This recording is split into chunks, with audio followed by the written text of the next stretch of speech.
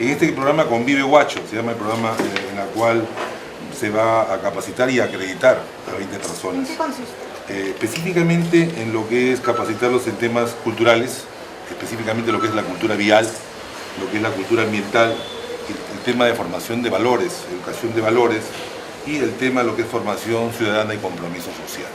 Lo que se quiere acá es específicamente que estos señores, una vez también capacitados y acreditados, salgan a la calle completamente voluntariados, son voluntariados, van a salir a la calle identificados lógicamente con su chaleco, en la cual dirá Ciudadano Ejemplar, Municipalidad Provincial de Huaura, y sensibilizarán a la población en el tema cultural, o sea, impedirán a la persona que bote una basura, que bote un plátano, que bote una cáscara, que bote un papel, etcétera, ¿no? Y lógicamente hacer que nuestra ciudad esté mucho más limpia, ¿no? Específicamente el programa es sensibilizar a la población y el tema vial, ¿no? Hay un tema, tú vas por Huacho y la gente cruza por donde le da la gana, por la mitad de la pista, un cuarto de la pista, entonces lo que queremos es que todas las personas crucen por los cruceros peatonales, esa es la idea. Y estas personas justamente van a hacer, orientar.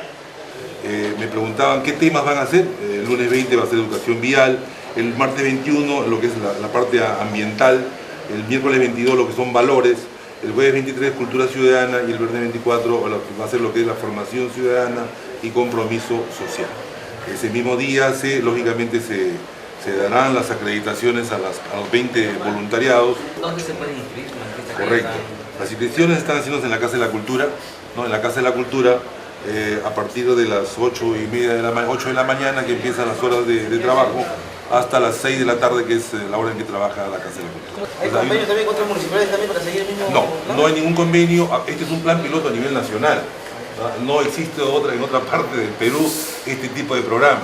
Lo estoy haciendo, como usted me dice, un piloto en la cual hay que afinar cosas, pero yo creo, estoy confiado que esto, lógicamente también el alcalde está confiado, que esto va a cambiar un poco el chip, el comportamiento de las personas dentro de la ciudad, ¿no? Y vamos a tener una ciudad mucho más ordenada, más limpia y más segura.